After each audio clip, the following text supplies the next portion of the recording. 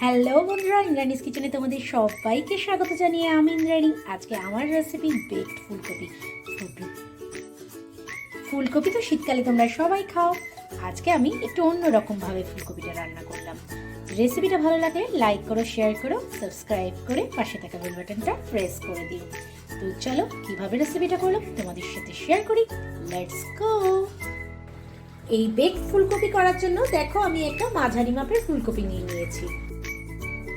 দেখো বন্ধুরা, এই ফুলকপির যে পাতা আর ডাঁটাগুলো আছে সেগুলো আমি সবকটা ছাড়িয়ে নেব। ফুলকপিটাকে না আজকে আমি গোটা ফুলকপি রান্না করব। তোমরা পারলে কিন্তু এই ফুলগুলোকে ছাড়িয়ে নিয়ে রান্না করতে পারো, মানে ফুলগুলো কেটে রান্না করতে পারো।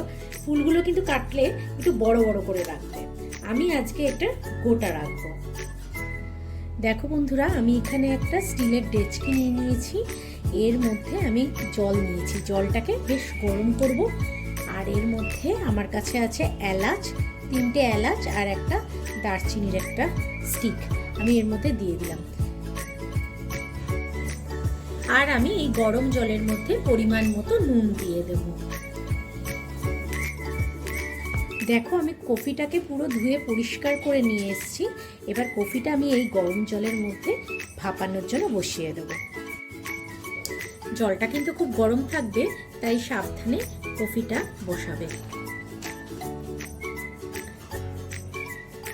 এর মধ্যে অন্তত 5 থেকে 10 মিনিট তোমরা কফিটাকে ভাপিয়ে নেবে। কফিটাকে কিন্তু পুরো গলালে চলবে না, একটু একটু শক্ত থাকবে, সেরকম ভাবে এটাকে ভাপাবে। আর এটাকে আমি ঢাকা দিয়ে দেব। এই ভাপানো কফিটা আমি ঢাকা দিয়ে রান্না করছি, তাড়াতাড়ি সেদ্ধও হবে। আর যাতে ওই এলাচ আর দারচিনির গন্ধটা বেরিয়ে না যায়, তাই এটাকে ঢাকা দিয়ে দিলাম।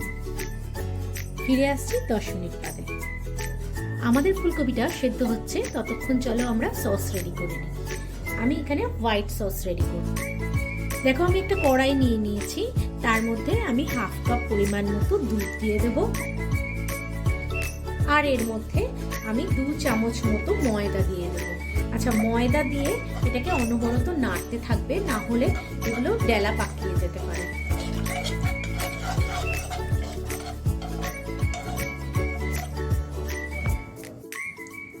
চলো বন্ধুরা, এবার দেখে নিই আমাদের কফিটা সেদ্ধ হয়েছে কিনা। দেখো আমি এখানে ওই 7 মিনিট মতো এটাকে সেদ্ধ করেছি। আর এটাকে না একটু উল্টে দেবো। পুরো একদম ডুবে যায়নি তো কফিটা, ওই জন্য এটাকে উল্টে আর একটু সেদ্ধ করে নেব। না হলে এই চারপাশগুলো সেদ্ধ হয়ে যাবে আর মাঝখানটা না একদম সেদ্ধ হবে না। আর এখানে দেখো আমার হোয়াইট সসটা অনেকটা রেডি হয়ে গেছে। আর ফুলকপিটা তো উল্টে দিলাম। দেখেছো, এরকম ঘন ঘন করে নেবে। দেখো এই চিজটাকে অনেকটা ঘন করে ফেলেছি। আমি এর মধ্যে এবারে কোরানো চিজ দিয়ে দেবো। এরকম ভাবে গ্রেটারে কুড়িয়ে বেশ খানিকটা চিজ এর মধ্যে ঢেলে দেবে।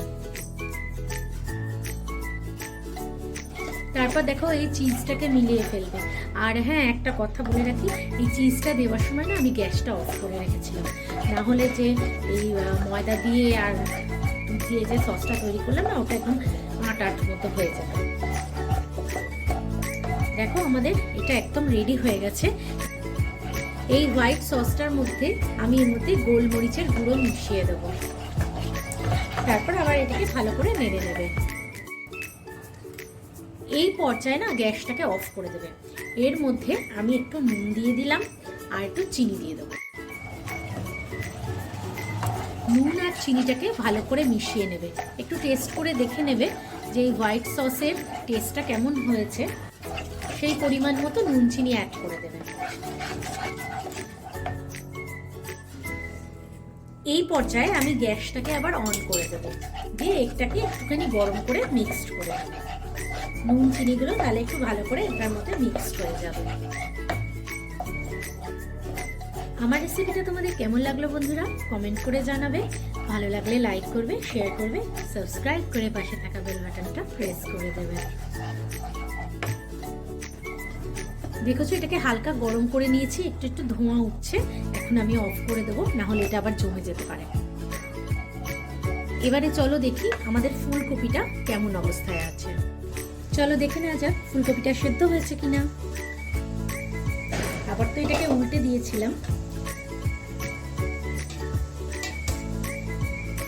হ্যাঁ বন্ধুরা, এটা মনে হচ্ছে সেদ্ধ হয়ে গেছে। গ্যাসটাকে অফ করে দেবো আর ফুলকপিটা তুলে নেব, না হলে এই গরম জলের মধ্যে থেকে এটা কিন্তু আরও বেশি নরম হয়ে যেতে পারে। যার জন্য বললাম অল্প সেদ্ধ করতে, সেটা কিন্তু থাকবে না যদি বেশিক্ষণ গরম জলের মধ্যে রাখো।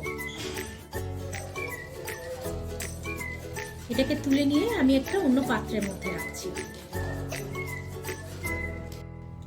দেখো বন্ধুরা, ফুলকপিটা আমাদের সুন্দর সেদ্ধ হয়ে গেছে। আমি এটাকে আলাদা পাত্রে তুলে রেখেছি। চলো এবার এটাকে বেক করার প্রিপারেশনটা করে ফেলি। আমি একটা মাইক্রোওভেনের ট্রে নিয়ে নিয়েছি বন্ধুরা। এবার দেখো এই ফুলকপিটাকে এই ট্রের উপরে রাখবো। তার আগে এই ট্রের মধ্যে আমি এবার একটু অল্প পরিমাণ বাটারটা লাগিয়ে দেবো। পুরো ট্রে জুড়ে লাগাবে না, কারণ ফুলকপিটা যতটুকু জায়গায় বসাবে সেইটুকু জায়গায় লাগিয়ে নিলেই ঠিক আছে। ফুলকপিটাকে দেখো আমি এর মধ্যে রেখে দিলাম। এইবার এই ওপর থেকে আমি এই যে সসটা বানিয়েছিলাম, হোয়াইট সসটা, এটার মধ্যে দিয়ে দেবো। এটাকে ভালো করে চারপাশ দিয়ে একদম মিশিয়ে দেবে।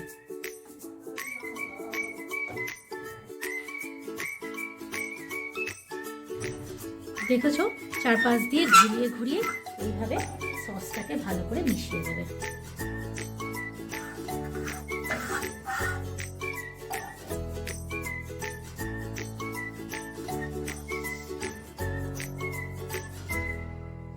পুরো হোয়াইট সসটা বন্ধুরা আমি এর মধ্যে লাগিয়ে দিয়েছি। শীতকালে তো ভ্যারাইটিভাবে কফি রান্না করাই যায়। আমি তোমাদের সাথে বেকড ফুলকপির রেসিপিটা শেয়ার করলাম। আমাকে কমেন্ট করে জানিও তোমাদের কেমন লাগলো। এবার দেখো বন্ধুরা, আমি এর উপরে অল্প পরিমাণে সাদা তেল ছড়িয়ে দেব। আচ্ছা, অল্প দিচ্ছি কারণ হচ্ছে এর মধ্যে চিজ তো গেছে, বেশি অয়েল না হয় ভালো। অল্প করে সাদা তেল দিলে তেলটাকে না দেখো চারপাশ দিয়ে ঘুরিয়ে ঘুরিয়ে পড়বে এবং অয়েল ব্রাশ দিয়ে এবং চারপাশে এরকম মাখিয়ে মাখিয়ে দেবে।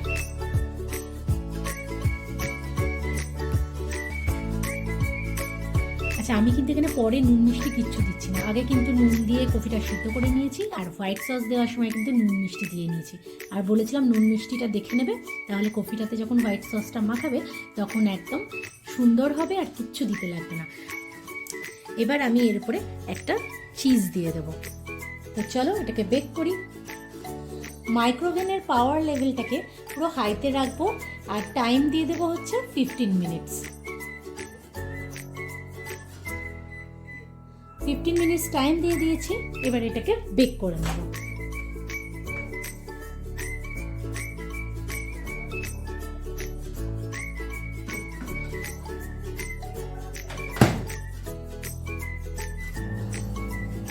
ফিরে আসছি 15 মিনিটস বাদে।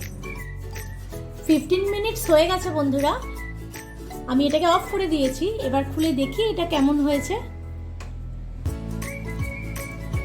দেখেছো বন্ধুরা, এটা ফুলকপিটা একদম সুন্দরভাবে বেকড হয়ে গেছে, আর যে চিজগুলো ছিল সেগুলো পুরো ছড়িয়ে পড়েছে। দেখতে তো দারুণ লাগছে, ক্যামেরায় বোঝা যাচ্ছে কিনা ঠিক বুঝতে পারছি না। দেখো তোমরা একটু কাছ থেকে। দেখেছো বন্ধুরা, আমার বেকড ফুলকপি ফুললি রেডি হয়ে গেছে।